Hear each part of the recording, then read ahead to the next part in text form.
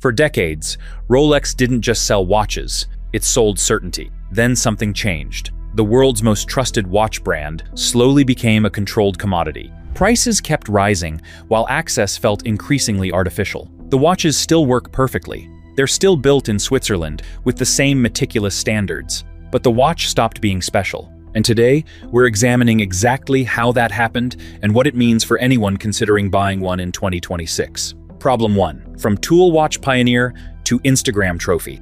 Rolex built its legend on function, not fashion. The Oyster case, in 1926, is the first waterproof wristwatch. The perpetual movement in 1931 presented the self-winding innovation. Sir Edmund Hillary wore a Rolex to the summit of Everest in 1953. Jacques Piccard dove to the Mariana Trench's deepest point in 1960 with a Rolex strapped to his submersible. These weren't marketing stunts. They were genuine achievements by actual professionals using actual tools. Fast forward to 2025. You scroll Instagram. Every third influencer post features a Submariner or Daytona positioned next to a MacBook, a latte, and carefully arranged AirPods.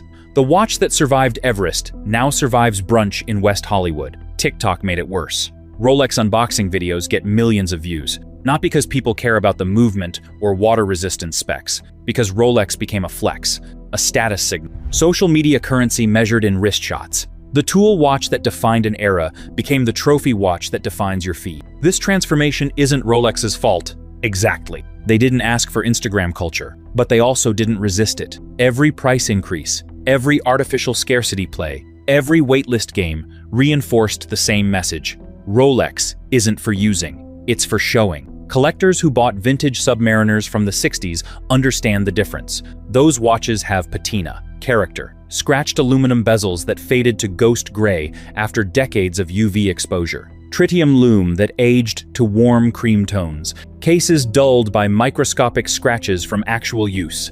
Each imperfection tells a story. This watch went diving, this watch traveled, this watch lived a life. Modern Rolexes, ceramic bezels that never scratch, never fade, never age. They look identical on day 1 and day 10,000. Perfect, sterile, immortal, and lacking the ability to tell any kind of story. Bob's Watches documentation shows collectors actively seeking ghost bezels and tropical dials, vintage Rolex pieces where materials degraded in beautiful, unpredictable ways. Those flaws command premium prices. Why? Because they prove the watch was worn, used, loved. Modern ceramic technology eliminated that entire aesthetic. The Cerachrom bezel won't develop character. It won't fade charmingly in sunlight. It'll look brand new for 50 years, sitting on a wrist that's anxiously avoiding every potential scratch. That's the soul that disappeared, not quality, not reliability. The understanding that luxury tools should bear witness to the lives they accompanied.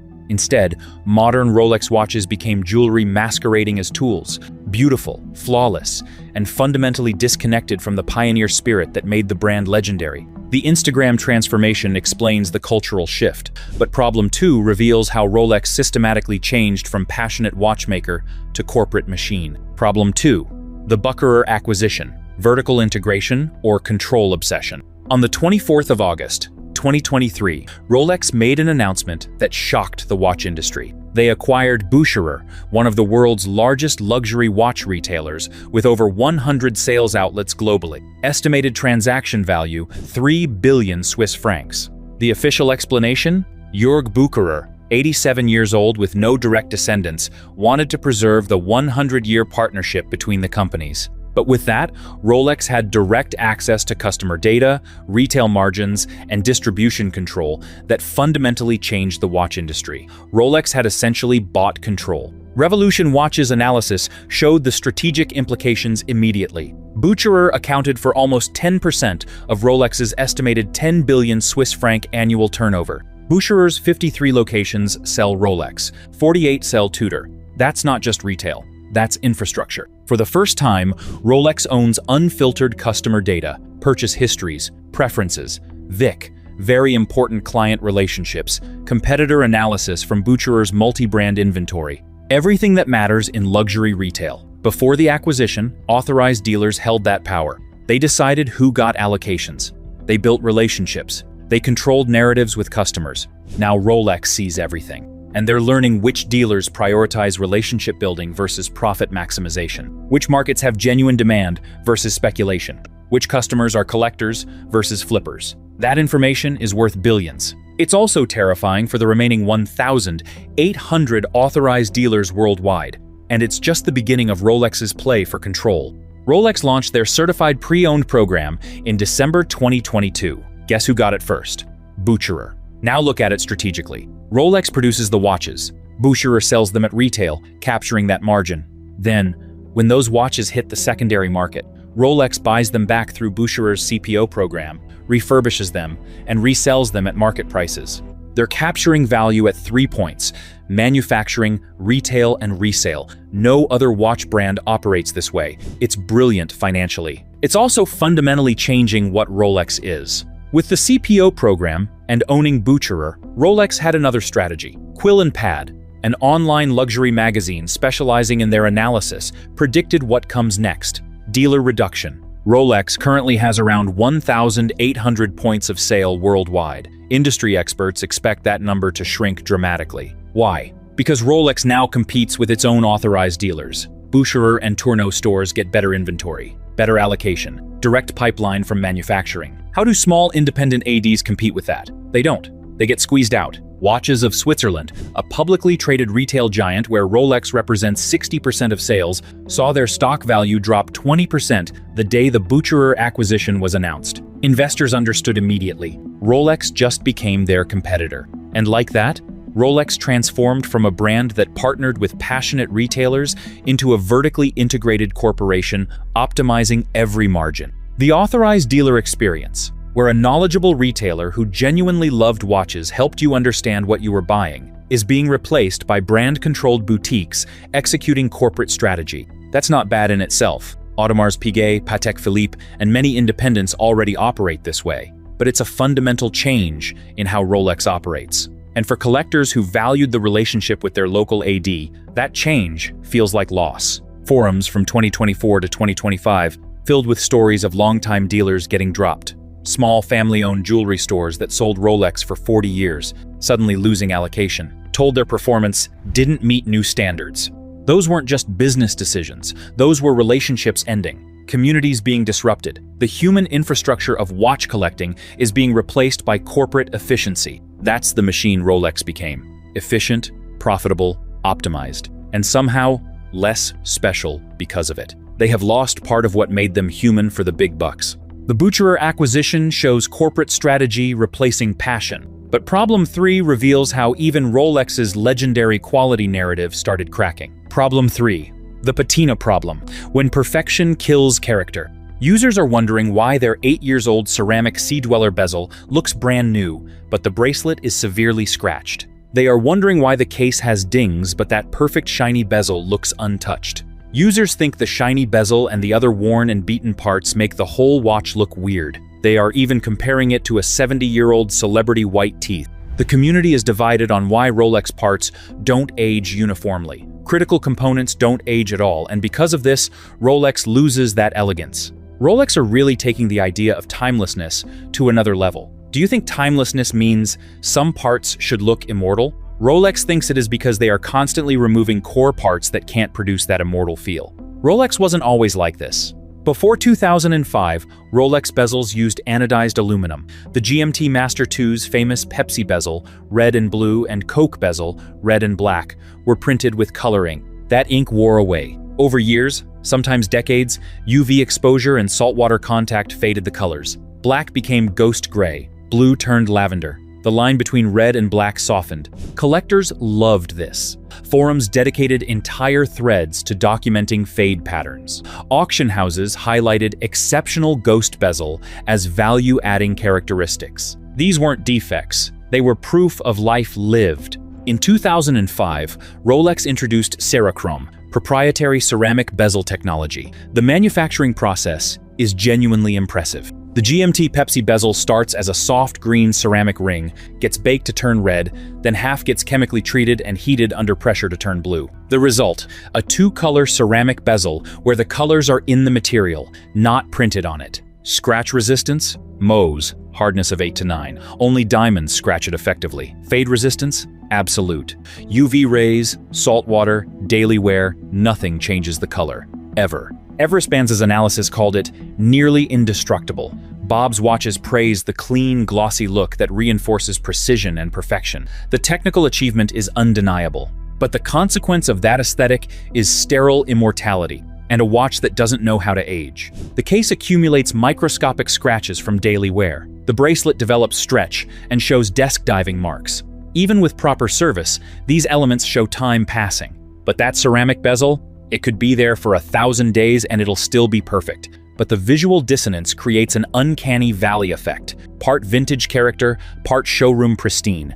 Vintage collectors buying 60s. Submariners get beautiful coherence. Everything aged together. The faded bezel matches the cream patina lume matches the slightly dulled case. The watch tells a unified story. Modern owners in 2035 will have scratched cases and perfect bezels. Their watches will look like they had expensive selective restoration, except they didn't. They just aged weirdly, because different components use radically different materials. This connects to broader design evolution concerns. Rolex's aesthetic development is famously slow. The Submariner's basic design language, established in 1953, remains largely unchanged.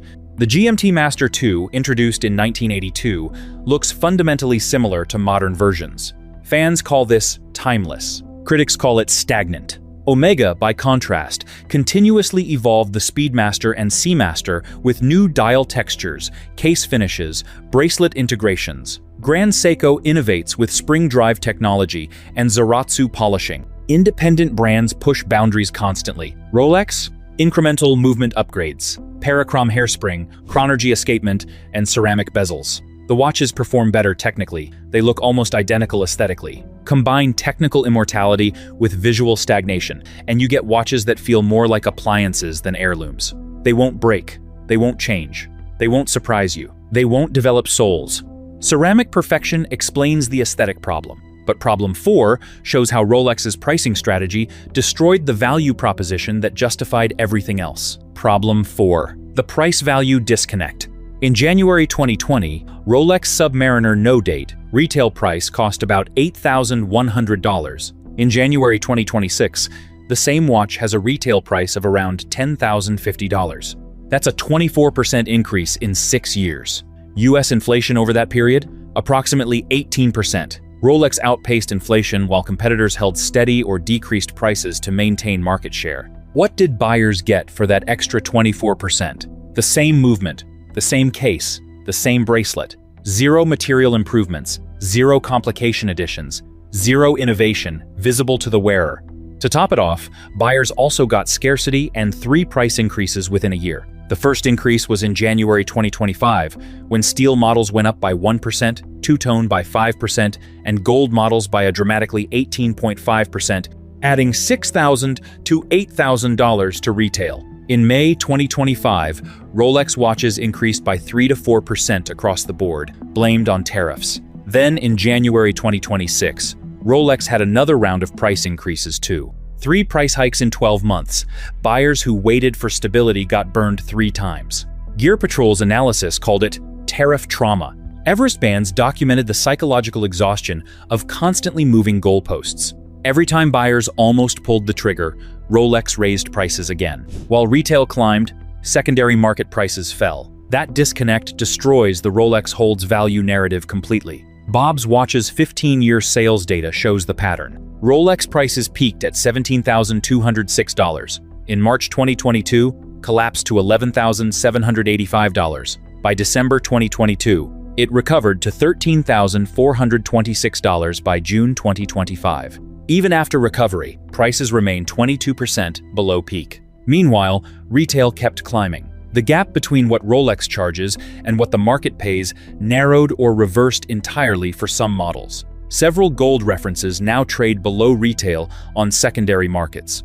Buyers started asking the dangerous question, what am I actually paying for? Is the quality-to-cost ratio worth it for buyers? Let's talk about some of the features of Rolex that impressed buyers. 1. Movement. Rolex used the 3235 caliber. It is solid, reliable, accurate to 2 seconds per day. But Grand Seiko offers equivalent accuracy with visible finishing for $6,000. Omega's coaxial movements reduce service intervals and cost $6,000. 2. Finishing. Rolex uses machine finishing. It is efficient, consistent, and adequate. A. Lang & Söhne, F. P.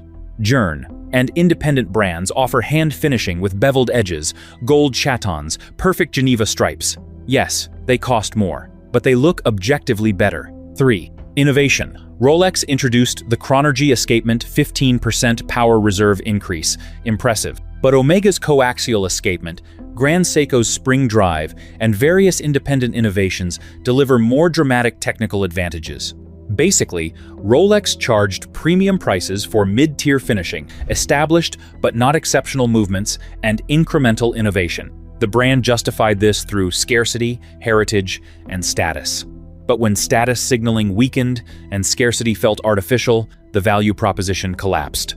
Watch forums from 2024 to 2025 document this awakening. Buyers are complaining how the Rolex is increasing in price, yet still have their watch lose value. They are looking at other brands they can switch to. Those complaints represent catastrophic brand damage. Once buyers start talking and think of moving on from Rolex, Rolex loses every time. Price increases while value drops explains financial regret. But problem 5 reveals the emotional transformation that hurts most. It reveals how Rolex stopped meaning what it used to mean. Problem 5. The emotional value collapse. Ask someone why they bought a Rolex in 1985. You'd hear, "My father saved for years to buy his Submariner. When I graduated law school, I bought mine. It's a rite of passage. I'll wear it daily, service it religiously, and pass it to my son." Ask someone why they bought a Rolex in 2024. You'd hear, "I finally got the AD call after 3 years. Figured I could flip it if I wanted. Might wear it occasionally, keeping the box pristine in case resale matters." That's the soul that died. Not in the watch, in the why. The pandemic bubble transformed Rolex ownership psychology. When Submariners traded at $18,000 while retailing for $9,000, the narrative shifted from "I'm buying an heirloom" to "I'm making an investment." YouTube flooded with Rolex as investment content. Forums discussed appreciation potential and flip value. Gray market dealers marketed watches like stocks. Buyers who entered during this era never understood Rolex as a tool or companion. They understood it as an asset. When that asset depreciated, they felt betrayed. Not because the watch failed, but because the investment thesis collapsed. But modern users don't just see Rolex as an asset. Own a vintage Submariner from the 70s. You wear it diving, traveling, living. Scratches prove authenticity. Patina adds value. The watch improves with use. Own a modern ceramic bezel Submariner? You're anxious. Every potential scratch matters because the watch is supposed to stay perfect. You keep the box, papers, warranty cards, everything pristine for hypothetical resale. You don't wear it on flights because of the risk of theft. You don't wear it to the gym because you are afraid it will scratch. You don't wear it casually because of the devaluation risk. The watch that was built to accompany life became the watch you protect from life. Speaking of belonging, Rolex's own marketing emphasizes generational ownership. You never actually own a Rolex. You merely look after it for the next generation.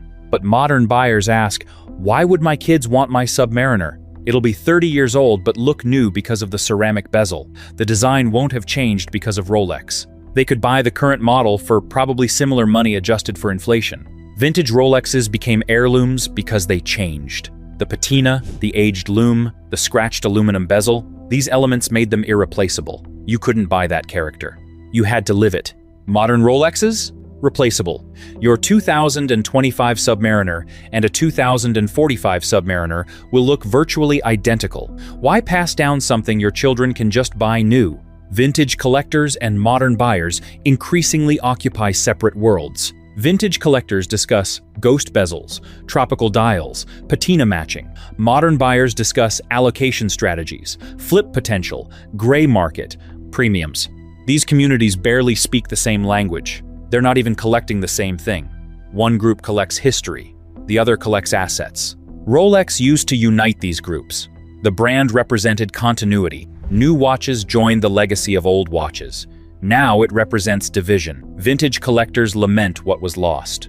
Modern buyers calculate what might be gained. That fragmentation is soul death.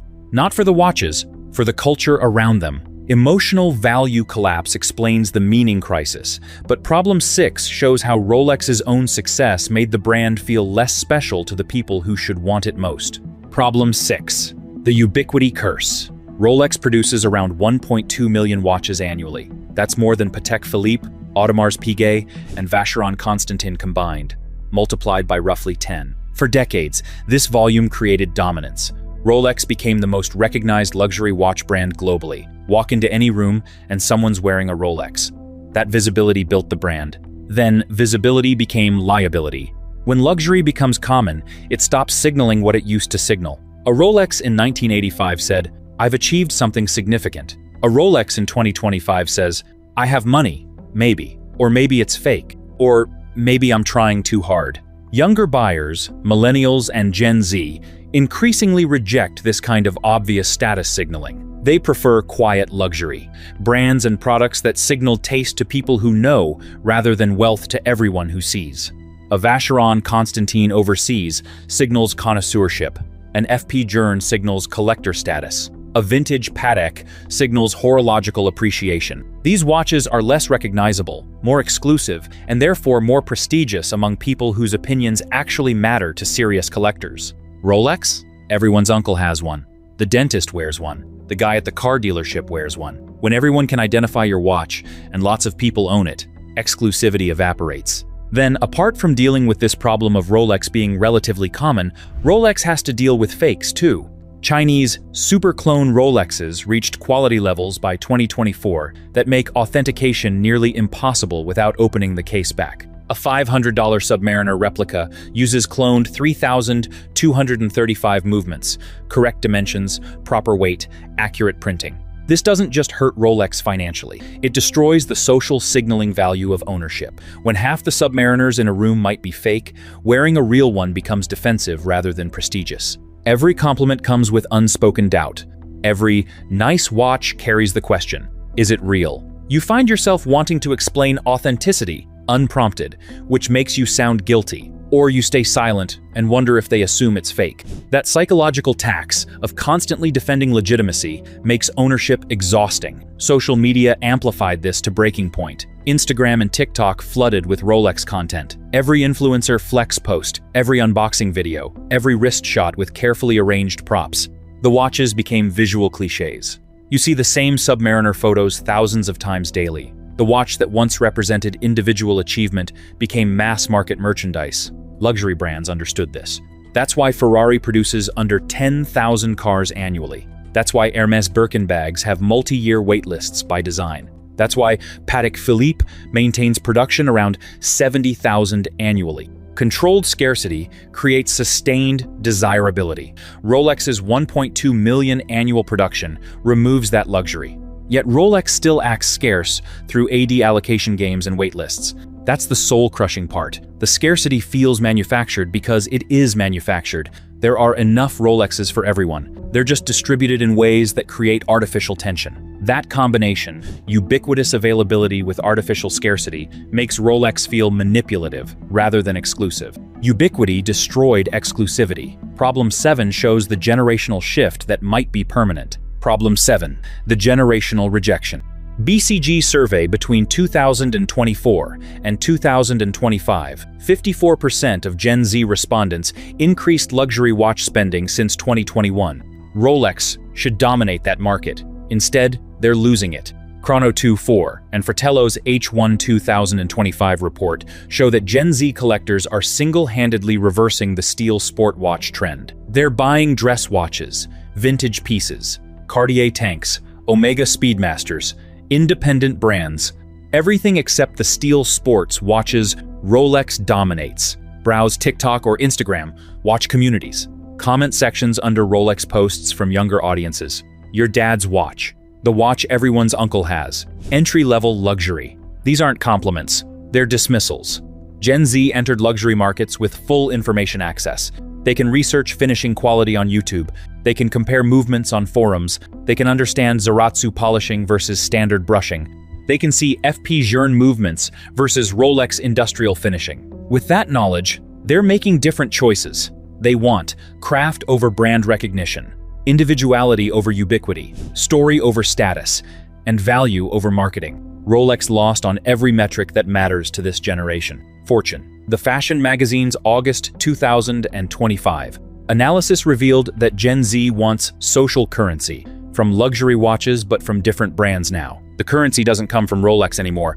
It comes from knowing about independence, understanding complications, appreciating finishing. Wearing a Rolex to a Gen Z watch meetup signals you haven't done research. Wearing Grand Seiko signals you value craft. Wearing vintage Omega signals you understand horological history. That perception shift is existential for Rolex. If the next generation of luxury buyers sees your brand as what my parents bought, you're one generation away from irrelevance.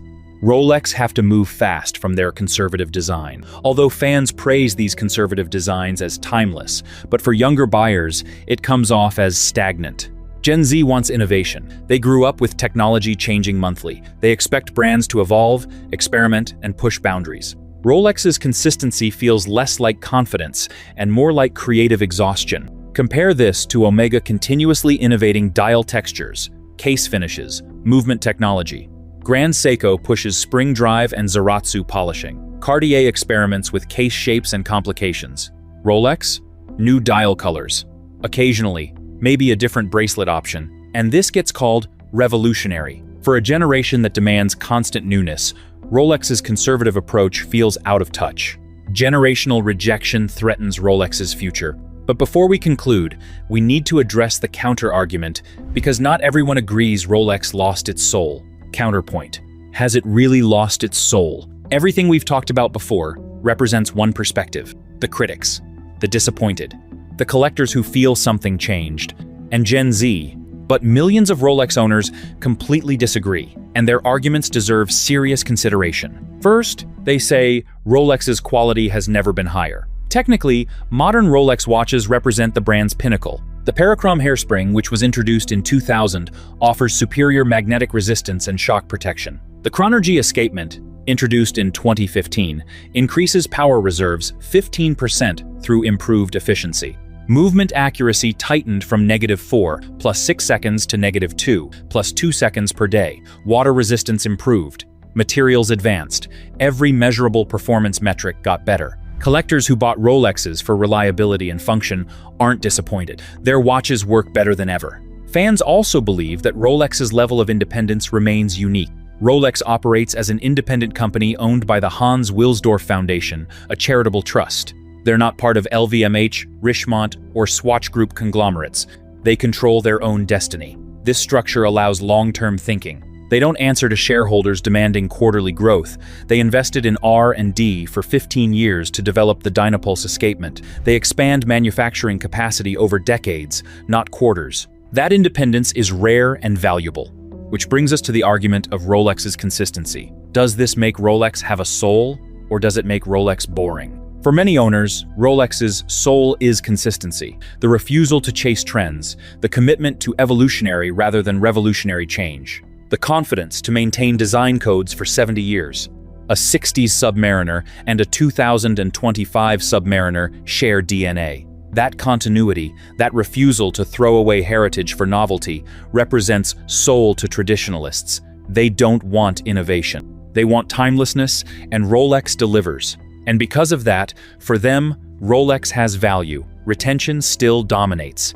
Yes, secondary market prices corrected from bubble highs. But even after correction, Rolex outperforms virtually all other luxury goods. Bob's Watches data say average Rolex prices rose 550% from 2010 to 2025. No other watch brand approaches that. Compare this with Louis Vuitton bags that lose 50% instantly the moment you step out of their store. BMWs depreciate 30% annually. Even Patek Philippe and Audemars Piguet show more volatility than Rolex's long-term trajectory. For buyers who actually wear their watches and care about residual value, Rolex remains the safest choice. Also, critics are loud. Forums amplify complaints. But most Rolex owners never post online. They wear their watches daily, service them on schedule, and pass them to their children exactly as intended. They don't feel disappointed. They don't calculate flip values. They don't research finishing quality comparisons. They bought Rolex because they wanted a Rolex. They got what they wanted. They're happy. That silent majority, millions of satisfied owners, represents Rolex's actual soul. Not the narrative, not the speculation, just quality watches doing what quality watches should do. So did Rolex lose its soul? The answer depends entirely on what you think the soul was. If the soul of a watchmaker is pioneering innovation that pushes watchmaking forward, that doesn't sound like Rolex. Rolex became conservative, incremental, risk-averse, but they did go crazy in 2025 with a new watch, but we've covered that in another of our videos. If the soul is watches that aged beautifully with character and patina, that disappeared with Rolex. Modern materials prioritize perfection over personality. If the soul was an accessible passion, where watchmakers partnered with retailers who genuinely loved watches, that's ending. Corporate consolidation replaced human relationships. If the soul was buying an heirloom watch you'd wear daily and pass down, that eroded. Modern Rolex ownership became anxious asset protection rather than confident daily wear. But if the soul was Swiss precision, reliable movements, durable materials, and consistent design that transcends trends, that intensified. Modern Rolex watches perform better than any previous generation. The uncomfortable truth for many Rolex users is that Rolex didn't lose its soul. It changed its soul. And whether that's tragedy or evolution depends on which version of Rolex you loved. The collector's mourning lost souls loved the Pioneer, the tool watch that survived Everest, the watch your grandfather wore daily for 40 years until the aluminum bezel faded to ghost gray and the tritium glowed cream instead of white, the watch that lived a life and showed it. The collectors celebrating the modern soul love perfection. The ceramic that never scratches. The movement that runs -2 plus 2 seconds per day. The watch that looks identical from the first day, used it on the 10,000th day. The precision Swiss engineering that improves with every release. Both groups are right, and both groups are buying different watches wearing the same crown. The question for you, if you're considering a Rolex in 2026, isn't, did Rolex lose its soul? The question is, what appeals to you? We've got more Rolex videos coming up too. Like the video and subscribe to this channel for more.